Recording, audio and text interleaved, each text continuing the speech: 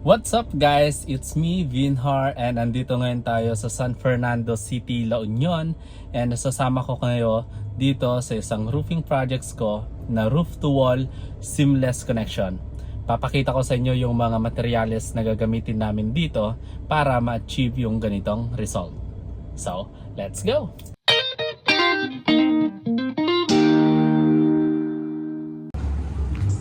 Explain natin tong materials na gagamitin.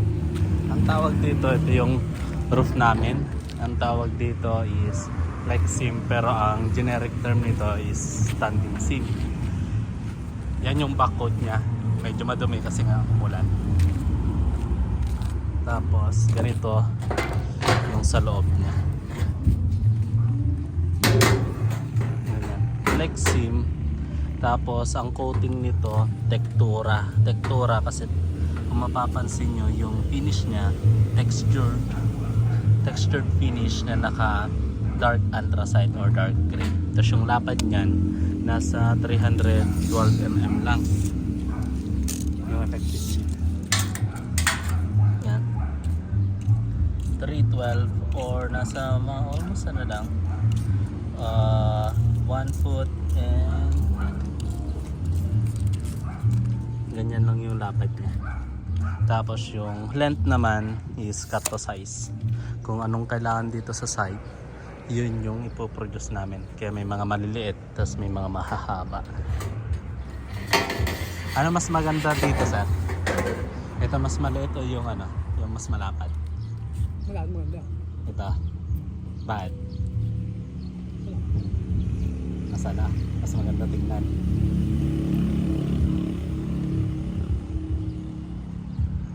Ang tawag dito ni client 8 house kasi pang 8 bahay, tapos ito yung main roof. Tapos dito sa palibot meron pang 7 bahay pero ano na lang, smaller size. Dito niya ipapatayo palibot dyan. Tapos yung mga bended namin dito, ang tawag dito starter clip. Standard length nya 8 feet. Lahat ng molding standard length 8 feet, pwede rin 12 feet, pero mangilan-ngilan lang yung nabibend ng 12 feet. Doon nilalagay sa may dulo. Yun yung itim doon. Yan yung starter clip. And then ito naman, ang tawag naman dito, ito yung support, ito yung support flashing natin, standard din yung sukat. Tapos ito hindi ko ma-identify kung ano to napakas kasi ito yung lower molding na naka-textured. Itong support flashing naka ano lang siya, ordinary na pre-painted kasi nilalagay sa loob. Tapos ito naman naka-ordinary pre-painted lang din. Ito yung receiver trim. Papakita ko sa inyo mamaya kung saan ito nilalagay. Tapos yung iba, ito meron tayo ditong naka plain sheet. Tapos may mga plain sheet pa dito sa baba na may cut na ito. 12 inches lang ata yung cut nito. Yeah, 12 inches. Tapos ito naman cut 24 inches. Linen sheet namin tong iba na molding kasi ang standard lang namin itong talagang pwede nang ikabit. Itong iba naka plain sheet kasi ang mahirap pagka ganitong project, yung flex seam or yung roof to wall na seamless connection, kapag ka-standard yung ginamit namin, maraming hindi maglapping kasi nag-iiba yung ano natin, nag-iiba yung kailangan sa site na details. Kaya mas maganda ginawa namin plain sheet na lang para kung ano yung kailangan natin dito sa site, yun yung ipapabend na lang namin dito sa malapit. Kaya naka plain sheet siya, tapos naka plain sheet na nakakat na into 12 inches taka 24 para mas madali. At saka naka kasi to machine lock or machine cut. Kapag kasi dito namin pinakat sa mga benderan dito sa malapit, ang ginagamit nila gunting, papangit itong mga edges niya. Kaya mas maganda, kinat na namin sa planta as dun sa machine. Tas ito 48 inches, pasobra lang namin in case na kulangin dito sa side. So explain natin kung saan ginagamit yung mga moldings. Yan, ganyan karami yung ilalagay natin dito. Medyo malilit lang yung lapad kaya medyo marami. Ito naka-canopy, tapos may lower roof, tapos may lower roof din dito sa baba. Dito sa side, ito yung receiver trim natin. Magkabilaan yan na receiver trim. And then ito naman, tawag dito si purlins na naka-intact doon sa may concrete wall natin. Ginamitan nila ng expansion bolt. Itong Flexim pwedeng i-direct doon sa wall, kaso kasi hindi maganda yung pagkakapalitada nitong wall natin, susunod yung Flexim. Kung medyo wavy yung wall, magiging wavy din yung ano natin, yung Flexim natin or yung standing seam. Kaya ginagamitan nila nito. Sinadjust namin na gamitan na lang nitong kahit buttons lang to para meron lang siyang kakapitan para matansya natin yung magiging output niya. Pero medyo matibay yung ginamit si purlins, kahit buttons lang sana to. By the way, yan yung receiver trim natin. Then yung nasa taas, yun banda, yung itim doon, yun naman yung tinatawag namin na receiver trim. Diyan ikakabit yung roof natin para mag-clip siya doon sa taas. So nakalagay na ng receiver trim tsaka starter clip. Tapos ito tinatapos pa tong lower roof. Bale bukas maglalagay na siguro sila nitong roofing natin. Na-deliver to nung Friday. Tapos kahapon dumating yung installer namin from head office sa Quezon City. Tapos ngayon sila nagkabit nitong moldings. Puntahan natin si guard para papuksan natin yung container kasi andun yung mga ibang materyales natin, yung mga hardware accessories niya at mga insulation. Pagpaalam lang natin kung pwedeng ipakita lang para sa vlog. Yan. Uulan pa ata. Paalam lang tayo para tignan yung mga ibang materyales dito sa may container.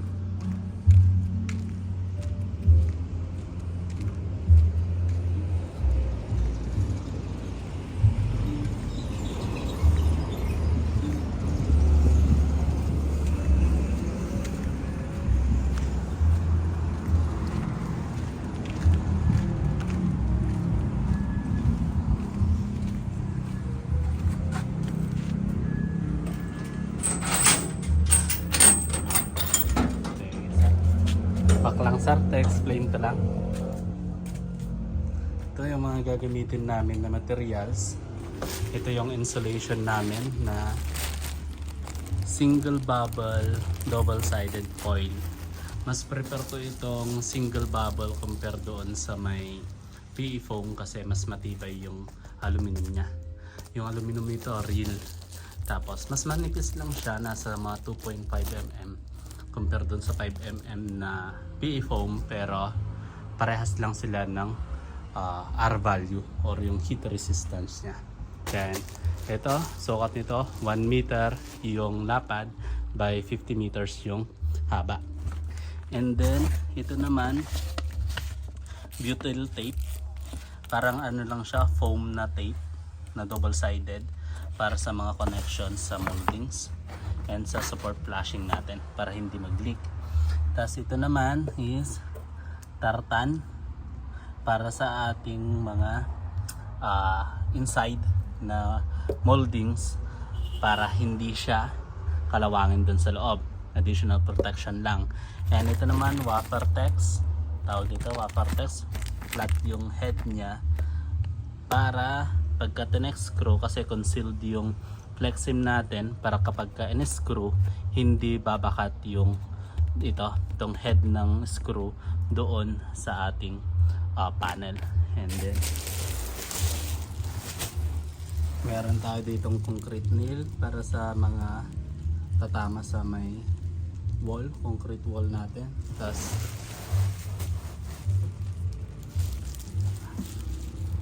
Tas ito yung clip natin. Yan. Clip. Tawag dito, clip lock. Para doon sa ating flexim, dadala tayo ng isa. Tapos meron tayo dito blind rivets na 532 by 1/2. And then blind rivets pa dito. Tapos silicone sealant na clear. And then meron tayong sealant din dito. May acrylic sealant pa dito eh. Parang nasa loob ata. Basta, yan. Ito yung mga sealant na gagamitin natin. And then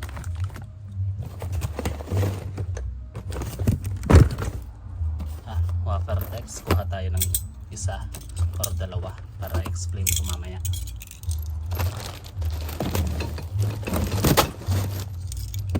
Tapos ito, touch up paint. Touch up spray natin na kulay gray, dark anthracite. Yan. Dark anthracite. And then meron tayong glitters. Ang purpose naman nitong glitters nito is para maging shiny. Kasi gray lang na touch up, medyo dull yung kulay niya. So kailangan natin itong glitters para medyo magmukha siyang shiny.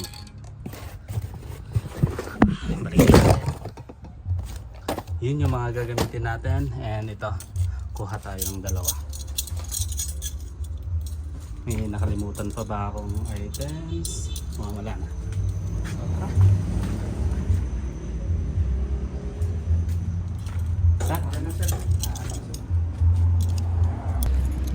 Tapos na, kumuha tayo ng sample. Grabe ang init sa container. Ito, explain natin itong materials na to. Wafertex, tapos ito yung ating clip lock. Ito yung ating sample. Bali ganito yan.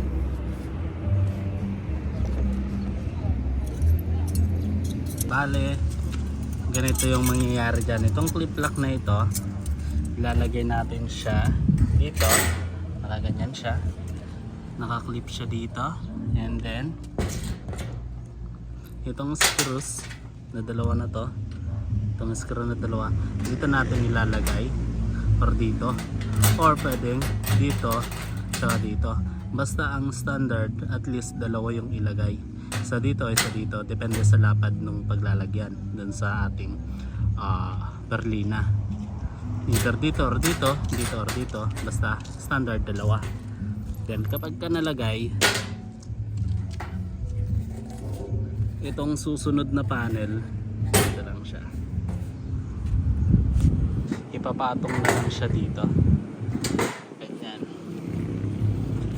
Natakpan na natin yung clip lock, tapos yung mga Wafertex, tapos sunod yung yung crimping tool. Dalawang way para mai-lock ito. Meron tayong special tool na gagamitin, crimping tool, or yung mas high-tech, yung crimping machine. Ganyan yung magiging itsura. Dalawa. Yun dun gagawin doon. Ngayon, ang available namin dito, yung crimping tool. Kinuha ni Kuyang installer. Ito yung crimping tool. Bale, manual siya. Tapos Ito na yung back to back, no? Yung pwede sa 180, pwede sa 90. Ito yung crimping tool. Ganyan siya. So, pwede itong pang 90, pwede pang 180. Ang mangyayari dyan, dito na part, i-fold muna dito.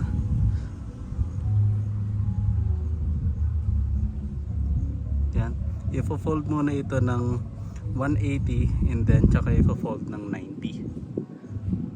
Ayan siya. Or baliktad ata. Basta ganun. Ito yung crimping tool. Tapos yung isa naman, meron tayong crimping machine. Pero mabigat yun eh. Anong kilo nun? 20? 20 kilogram yung kilo nun compare dito na nasa 2 kilo lang. Maganda ang crimping machine kapag ka-roof lang. Kapag ka-roof lang yung i-install. Pero kapag kasali itong wall, mas maganda kapag yung manual lang. Mas maganda yung manual kasi mas magaan, mas kontrolado nila kung paano i-crimping ito. Kasi kapag yung 20 kilos na crimping machine tapos papaakyatin mo yung dun sa sa wall, medyo nakakangalay 'yan. Kaya kapag ka roof to wall na seamless connection, ang mas gusto nila itong crimping tool kasi mas magaan. So, yan. Tignan na lang natin yung magiging result nito. So ngayon, kunin ko yung drone para makuha na natin ng aerial view.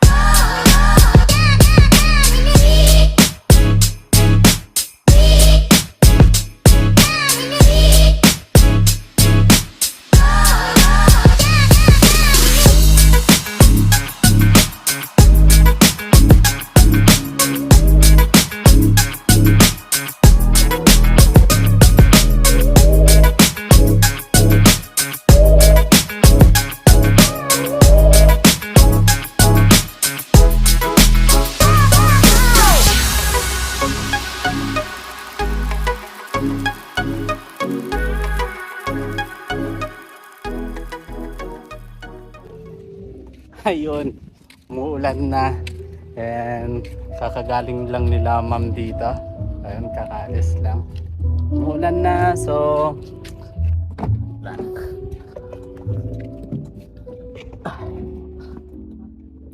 Kinuhanan ko na lang din ng drone shot para meron tayong reference sa mga susunod na projects. Init.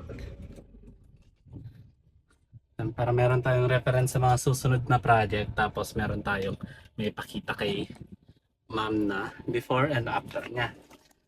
So yun, tapos ko nang na-explain yung mga materials na naggagamitin namin dito sa roof to wall natin na projects. Nagpawisan ako doon. So kung gusto niyo makita yung magiging ongoing niya and then sa magiging output, please subscribe and see you again next time. So, yun lang. Bye-bye. Keep hustling.